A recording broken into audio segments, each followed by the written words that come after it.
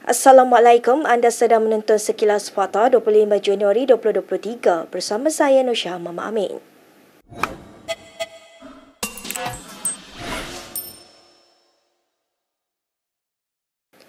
Menteri Ekonomi Rafizi Ramli menjelaskan hanya menjemput Tuan Ibrahim Tuan Man untuk mendapatkan penjelasan berhubung projek yang didakwa diluluskan selepas Parlimen dibubar akhir tahun lalu.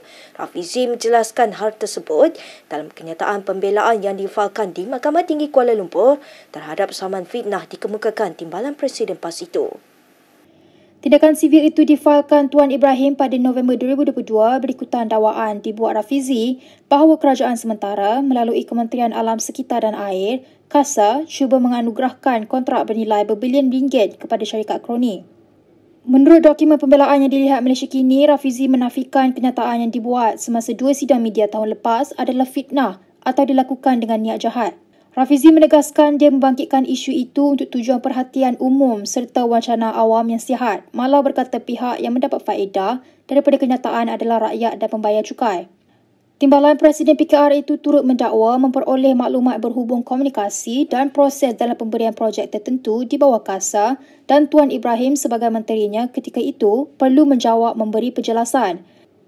Sementara itu, sebagai menjawab pembelaan Rafizi, Tuan Ibrahim antara lain menegaskan Rafizi membuat dakwaan palsu atas kapasitinya sebagai ahli politik dan calon pandan semasa tempoh berkempen PRU15. Melalui dokumen yang difalkan Tuan Ibrahim pada 19 Januari lalu, dia mendakwa hujah itu dikuatkan lagi oleh Rafizi yang didakwa mengakui tidak berniat untuk membuat laporan kepada SPRM.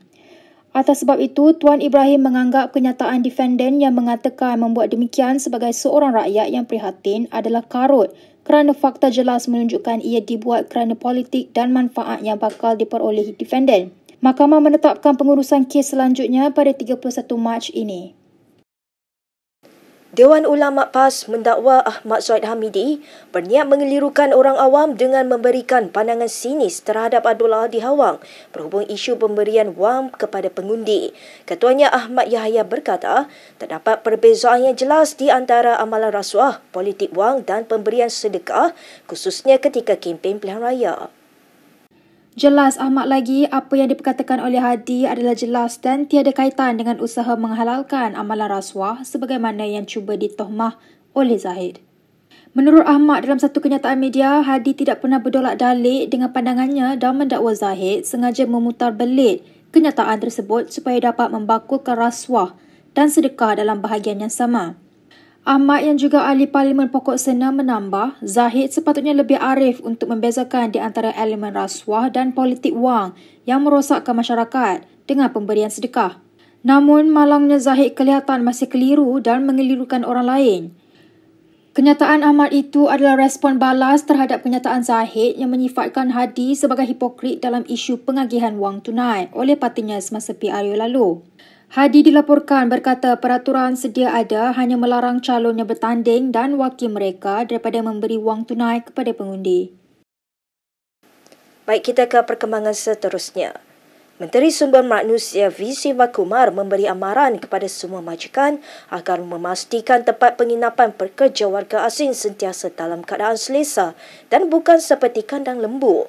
Beliau berkata keadaan penginapan pekerja asing yang tidak mematuhi syarat ditetapkan akan membahayakan pekerja, terutama apabila berlaku pandemik atau bencana yang tidak diingini. Sivakumar yang ditemui pemberita selepas operasi khas penguatkuasaan Akta Standard Minimum Perumahan, Penginapan dan Kemudahan Pekerja 1990 di 3 buah kilang berkata, majikan perlu melayan pekerja asing seperti manusia kerana negara sedang diperhatikan oleh rakyat, malah antarabangsa. Turut serta dalam operasi itu ialah Timbalan Menteri Mustafa Sakmud dan Timbalan Ketua Setiausaha Dasar Kementerian Sumber Manusia, A. Maniam. Sivakumar berkata antara kegagalan pematuhan syarat yang dikesan ialah majikan didapati tidak menyediakan tilam, ruang memasak buruk dan bilik yang sempit. Katanya lagi pemilik ketiga-tiga kilang itu akan didakwa sejurus kertas siasatan lengkap disiapkan. Sivakumar menjelaskan ketiga-tiga kilang itu beroperasi dengan tenaga kerja asing seramai 526 orang dari Nepal, Bangladesh dan Myanmar. Ketika ditanya mengenai pindaan terhadap akta atau undang-undang sedia ada, Siva Kumar berkata undang-undang sedia ada telah memadai untuk memastikan majikan mengambil tindakan sewajarnya. Ahli MKT UMNO Muhammad Puaz Zakashi hari ini menyindir PAS dengan mendakwa parti itu akan melipat gandakan sedekah pada 6 PRN yang akan diadakan tidak lama lagi. Menurut Speaker Dun Johor itu, ini kerana PAS masih belum didapati bersalah oleh pihak berkuasa atas perbuatan memberi sedekah kepada pengundi pada PRU 15 lalu.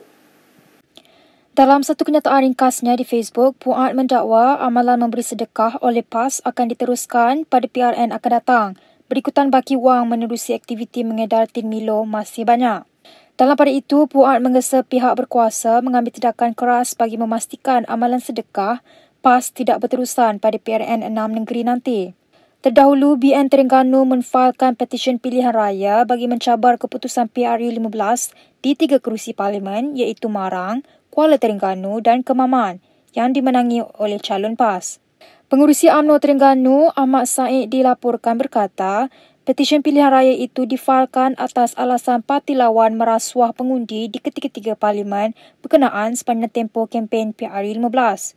Kritikan memancing undi menggunakan wang disifatkan sebagai sedekah tercetus apabila Presiden PAS Abdul Hadi Awang mendakwa ia bukan amalan rasuah. Sebaliknya, pemberian sedekah itu adalah hak orang awam untuk memberikannya kepada pengundi parti itu. Semalam, Ketua Pesuruhjaya SPRM Azam Baki menegaskan rasuah tetap dianggap rasuah. Tidak kira bagaimana seseorang itu mentafsirkannya kerana undang-undang jelas mentakrifkan maksud pembelian undi. Katanya SPRM akan menyiasat apa sahaja bentuk rasuah berdasarkan peruntukan undang-undang bukan mengikut kepada tafsiran peribadi. Berita seterusnya. Status keahlian bekas Ketua Pemuda UMNO Khairi Jamaluddin dalam parti itu akan diketahui petang ini. Perkara itu disahkan Timbalan Presiden UMNO Muhammad Hassan dalam sidang akhbar semasa lawatan ke galeri jualan satu anggota satu rumah hari ini. Status ini sebagai pengurusi jawatan kuasa pengurusan UMNO juga komen sudah beri tindakan terhadap Khairi Jamaluddin dalam lembaga disiplin. Petang kan? Khairi sebelum ini secara terbuka mengakui ingin membersihkan parti itu jika berjaya menawan Parlimen Sungai Buloh pada PRU 15. Dalam masa yang sama, Khairi memberitahu semua pihak perlu mengakui UMNO perlu berubah untuk kembali menjadi parti yang boleh dibanggakan dan menjadi wadah politik terbesar seperti suatu ketika dahulu. Terdahulu, ketika PAU yang berlangsung sebelum ini, Khairi turut mendakwa ada cubaan untuk membawa masuk pengundi hantu bagi meluluskan usul tambahan agar 2 jawatan tertinggi parti itu tidak dipertandingkan. Bagaimanapun, Ketua Penerangan UMNO Isham Jalil menegaskan dakwaan dibuat Khairi adalah fitnah dan tiada sebarang perwakilan import dibawa masuk ke Dewan Merdeka. Ketua UMNO bahagian Sungai Besar Jamal Mat Yunus turut mengemukakan aduan kepada lembaga disiplin terhadap Khairi atas tuduhan terbabit. Bagaimanapun, seorang sumber berkata tiada mesyuarat MKT atau lembaga disiplin parti mahupun mesyuarat tergempar yang melibatkan pemimpin parti itu petang ini. Sebaliknya, menurut sumber, MKT hanya akan bermesyuarat Jumaat ini. Sumber bagaimanapun tidak dapat pastikan sama ada MKT akan membincangkan tentang nasib Khairi ataupun tidak. Menteri MITI Tengku Zafrul Abdul Aziz dikabarkan sedang mengintai untuk bertanding pada PRN Selangor. Menurut sumber terdekat UMNO, Tengku Zafrul berkemungkinan akan bertanding salah satu DUN di Parlimen Kota Raja. Bercakap kepada Malaysia Kini dengan syarat enggan dinamakan, sumber terbabit berkata pembincangan untuk membawa Tengku Zafrul sudah dilakukan dan dia juga sudah memindahkan keahlian UMNO ke bahagian Kota Raja bulan lepas. Menurut satu lagi sumber, nama Tengku Zafrul telah disenarai pendek untuk bertanding sama ada di DUN Sungai Kandis atau Kota Kemuning, namun keputusan akhir tetap di tangan pemimpin atasan. Tambah sumber itu lagi disebabkan PRU 14 lalu, kedua-dua DUN itu dimenangi oleh PH. Perbincangan di peringkat tertinggi BN dan PH harus dilakukan untuk memberi laluan kepada UMNO pada PRN akan datang. Ketika dihubungi oleh Malaysia Kini, Ketua UMNO bahagian Kota Raja, Kamaruzaman Johari mengesahkan Tengku Zafrul menjadi ahli di Kota Raja. Namun dia tidak mahu mengulas lanjut berkenaan spekulasi sama ada Tengku Zafrul akan bertanding di PRN akan datang. Usaha Malaysia Kini menghubungi Tengku Zafrul untuk mendapatkan maklum balas mengenai perkara ini sejak minggu lepas masih belum berjaya. Pada PRU 15, Tengku Zafrul bertanding di Parlimen Kuala Selangor dan tewas kepada calon PH Dr. Zulkifli Ahmad. Selepas itu, dia dilantik sebagai Menteri dalam Kabinet Perdana Menteri Anwar Ibrahim. Baik, berikut beberapa lagi ringkasan berita untuk hari ini.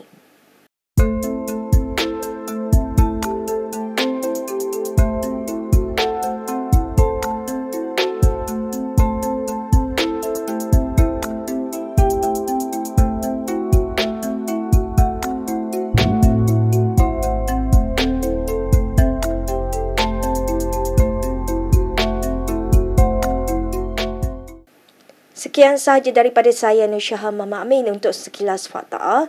Untuk lebih banyak berita, anda boleh melayari kinitv.com.